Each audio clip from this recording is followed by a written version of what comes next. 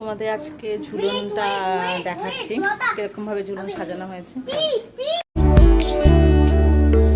শ্রীনন্দ রাখিল নাম নন্দের নন্দন, যশোদা রাখিল নাম যদু বাছাধন, উপানন্দ নাম রাখে সুন্দর গোপাল, ব্রজবালক নাম রাখে ঠাকুর রাখা, সুবল রাখিল নাম ঠাকুর কানাই, শ্রীদাম রাখিল নাম রাখাল রাজা ভাই, ননীচোরা নাম রাখে যতে গোপিনী, কাল সোনা নাম রাখে রাধা বিনোদিনী, কুবজা রাখিল নাম পতিত পাবন হরি, চন্দ্রাবলী নাম রাখে মোহন বংশীধারী।